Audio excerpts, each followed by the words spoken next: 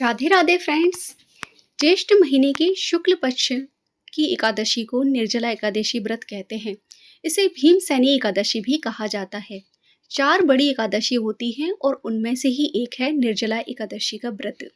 ये व्रत बहुत ही कठिन है क्योंकि इस व्रत में जल का त्याग किया जाता है, पर महत्वपूर्ण इसलिए भी है कि जल का हम इस व्रत में त्याग करते हैं और साथ ही जल का दान ज़रूर करते हैं, जिसका बहुत अधिक पुण्य मिलता है। आज की इस वीडियो में आपके साथ शेयर करूंगी 2025 में निर्जला एकादशी व्रत किस दिन है, साथ ही इस दिन आपको किन चीज़ों का दान ज़रूर करना चाहिए जिससे आपको अच्छे पुण्य की प्राप्ति हो। इस बार 2025 में निर्जला एकादशी व्रत 2 दिन है। निर्जला एकादशी व्रत की फ्रेंड्स शुरुआत होगी 6 जून को सुबह 2:15 पर। आप कह सकते हैं 5 जून को मध्य रात्रि 2:15 पर। एकादशी तिथि की समाप्ति होगी 7 जून को सुबह 4:47 तक। इसलिए यह व्रत 6 जून और 7 जून को रखा जा रहा है। स्मार्त एकादशी व्रत जो कि गृहस्थ लोगों के लिए है, वो लोग इस व्रत को करेंगे 6 जून को, दिन शुक्रवार।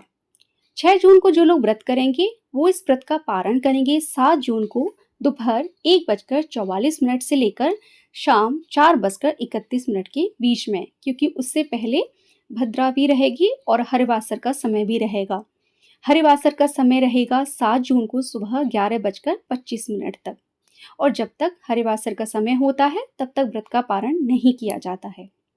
वैष्णव एकादशी व्रत 7 जून दिन शनिवार को रखा जाएगा, और जो लोग 7 तारीख को एकादशी का व्रत रखेंगे वो इस व्रत का पारण करेंगे 8 जून को। 8 जून रविवार सुबह 7:17 तक आपको इस व्रत का पारण कर लेना है, क्योंकि उसके बाद द्वादशी तिथि समाप्त हो जाएगी। इस व्रत से जुड़ी हुई एक कथा भी है फ्रेंड्स, वो भी मैं आपके साथ ज़रूर शेयर करना चाहूँगी। इसको भीमसेनी एकादशी क्यों कहा जाता है? जैसा कि सभी जानते हैं कि भीम को बहुत अधिक भूख लगती थी और वो कोई भी व्रत नहीं रखते थे, और उनकी माता उनसे हमेशा व्रत रखने के लिए कहा करती थी।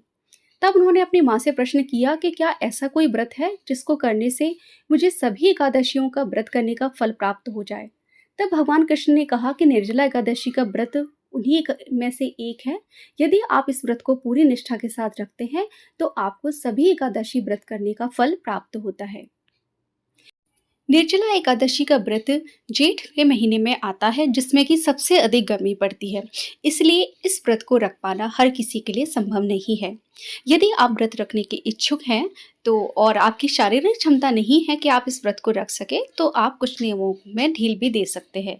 इसके लिए सबसे सरल उपाय रहेगा, आप जितनी देर तक बिना जल के रह सकते हैं उतनी देर आप बिना जल के रहने की कोशिश ज़रूर कीजिए, और उसके बाद आप कोई भी लिक्विड चीज़ ले सकते हैं। यदि आपकी उम्र अधिक है और आप व्रत रख रहे हैं तो आप एक समय का फलाहार भी इस व्रत में कर सकते हैं।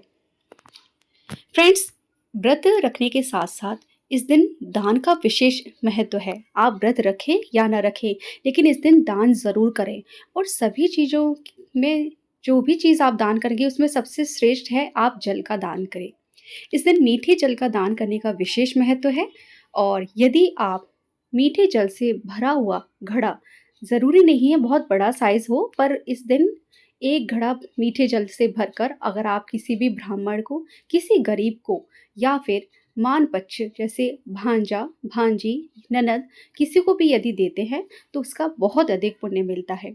इस समय सीजन के फल जैसे आम, खरबूज और तरबूज का दान किया जाता है। गर्मी अधिक पड़ने के कारण इस समय हाथ से घुमाने वाले पंखे जो होते हैं उसका भी दान किया जाता है, लेकिन इन समय सबसे श्रेष्ठ है जल का दान करना, तो आप जल का दान इस दिन ज़रूर कीजिए। फ्रेंड्स, इस वीडियो में मैंने आपको निर्जला एकादशी व्रत से जुड़ी हुई सभी जानकारी शेयर की है, और मेरे द्वारा दी गई ये जानकारी फ्रेंड्स आपको पसंद आई है तो प्लीज़ इस वीडियो को अपने उन फ्रेंड्स के साथ ज़रूर शेयर कीजिए जो निर्जला एकादशी का व्रत रखते हैं या रखना चाहते हैं। वीडियो यदि पसंद आई है फ्रेंड्स तो प्लीज़ वीडियो को लाइक और चैनल को सब्सक्राइब ज़रूर कर दीजिए। मेरे चैनल पर आपको आने वाले सभी व्रत त्योहारों से जुड़ी हुई जानकारी शेयर की जाती है, इसलिए प्लीज़ जुड़े रहिए मेरे चैनल आदि योगी महादेव के साथ में। राधे राधे फ्रेंड्स, भगवान विष्णु की कृपा आप सब पर सदैव बनी रहे।